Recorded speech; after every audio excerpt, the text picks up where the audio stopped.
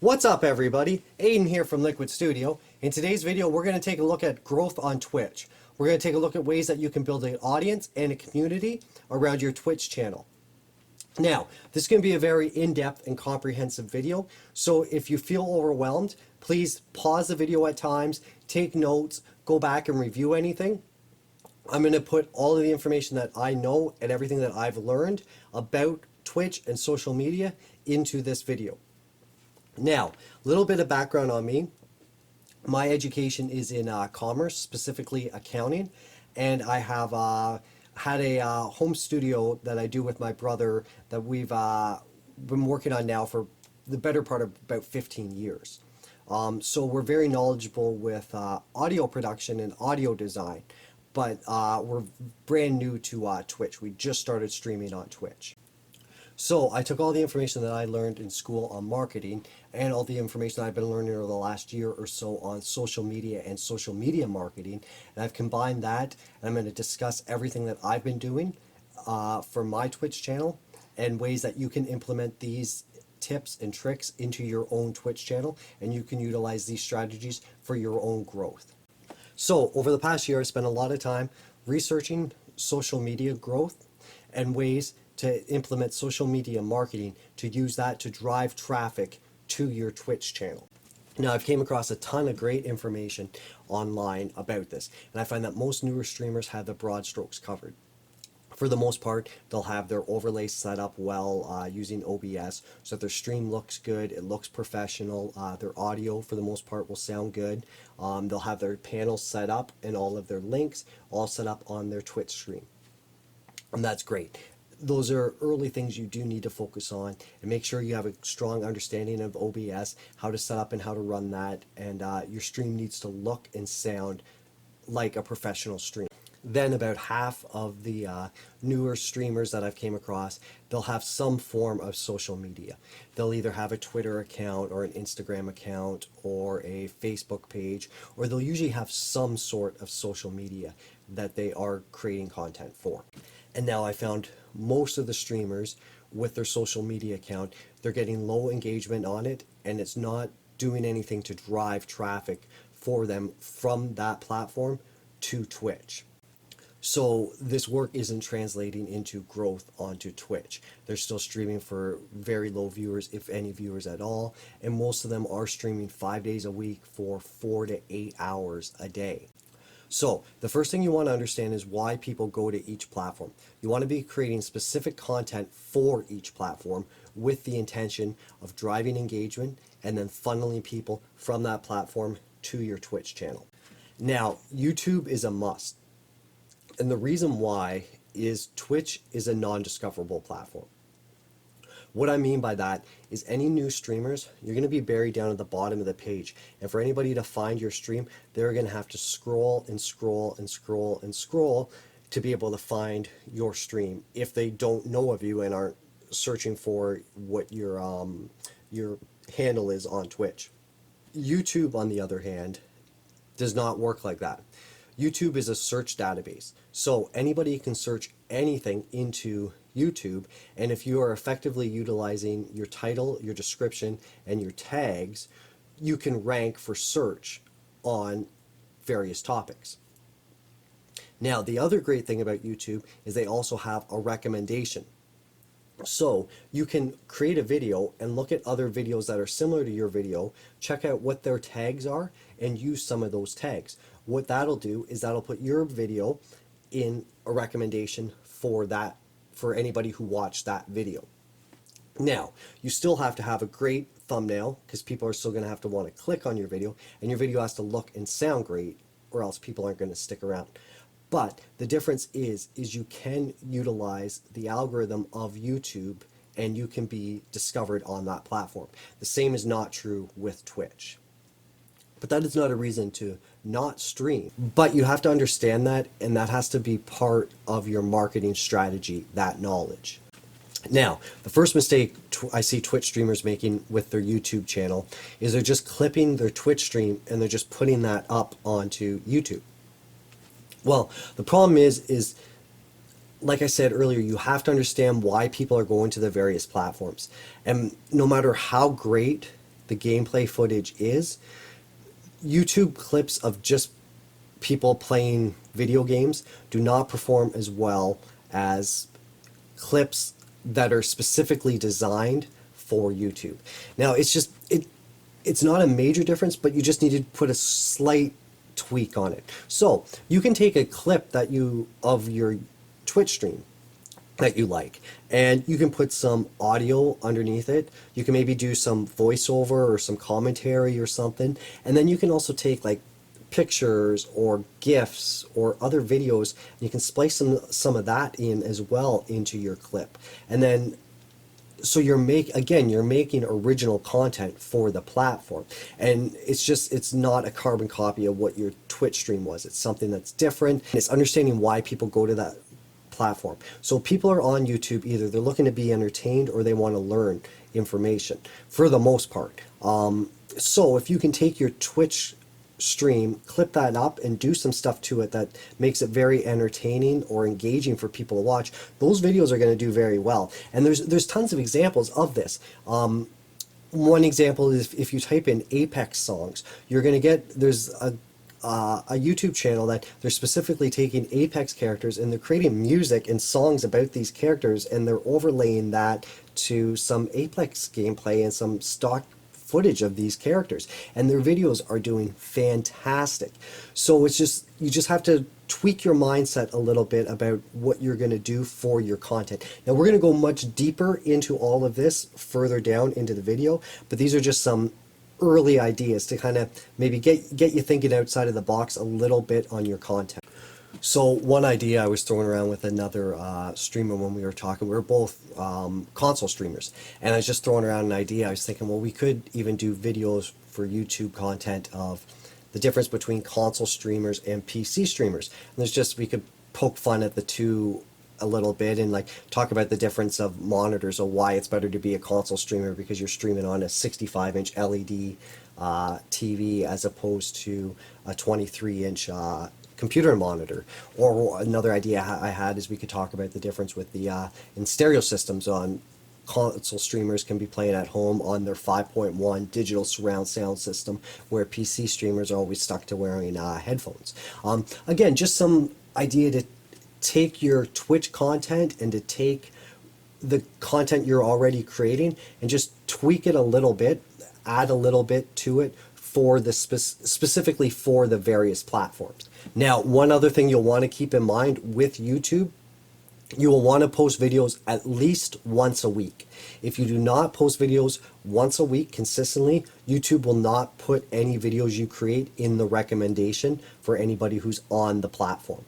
So ideally, you want to be doing 2 videos a week, and I know that can be very daunting because it takes a long time to edit and produce YouTube videos. But at the bare minimum, you want to be doing 1 video a week. We're going to talk a little bit more in this video later on about the various platforms and the algorithms and things you can do. But that is what you want to aim for your minimum commitment for YouTube. Probably asking yourself now, well, where am I going to get the time to be creating content for YouTube, for Instagram, for Twitter?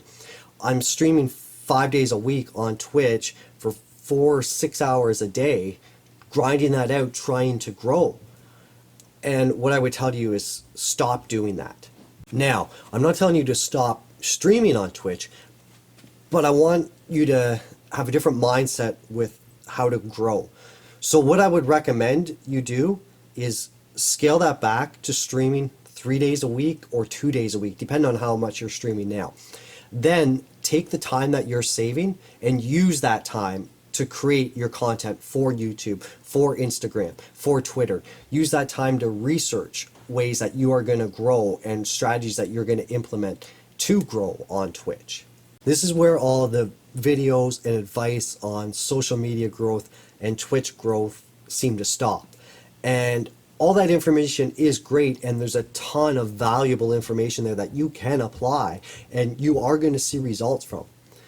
But there's one very crucial piece that's missing. And now this is the same question I see time and time again from streamers is, what should I be doing to create YouTube content? What should I be doing on my stream to foster a community and to grow. And now the secret or the answer to that question is very simple, but a lot of people don't quite understand how to implement it. And the answer is you.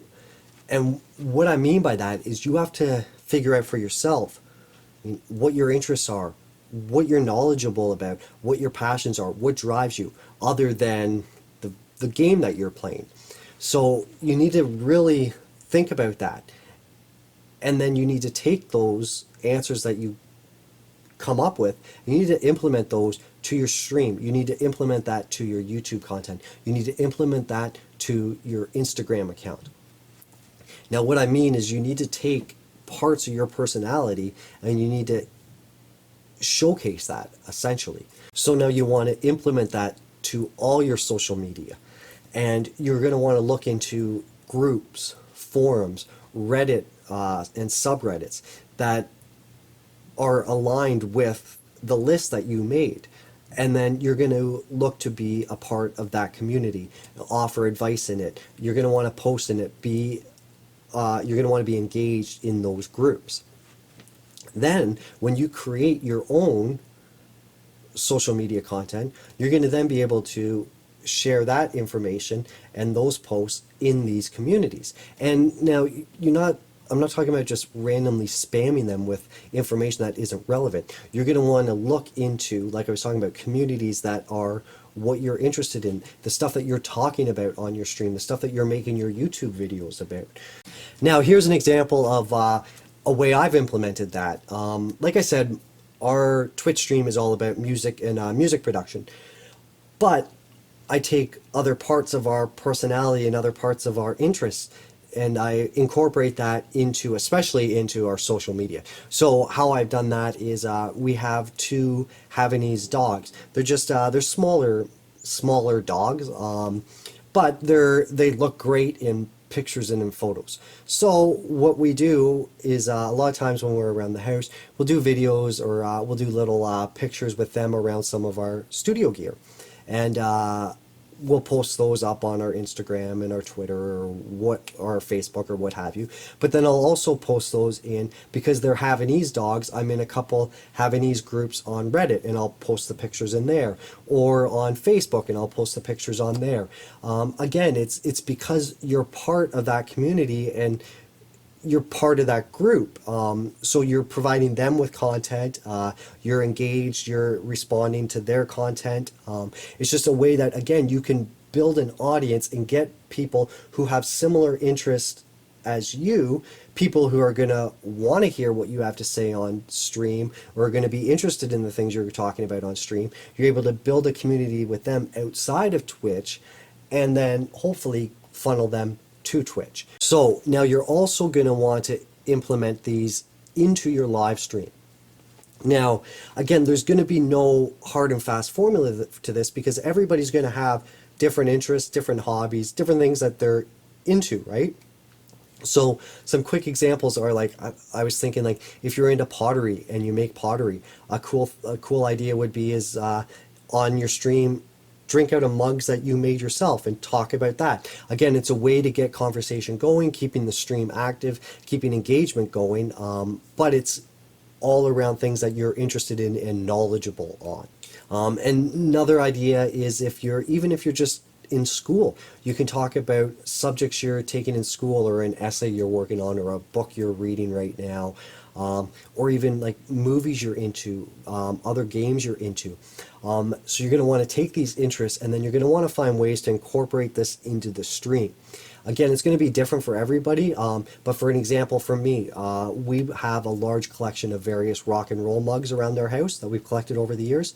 So each stream, I bring out a new mug onto the stream. I talk a bit about the mug. I have graphics overlays that I created for that, so I'll trigger that. I'll bring that in. I want to eventually do some music and stuff as well for this segment. It's just a way to add excitement and to add hype to your Twitch stream.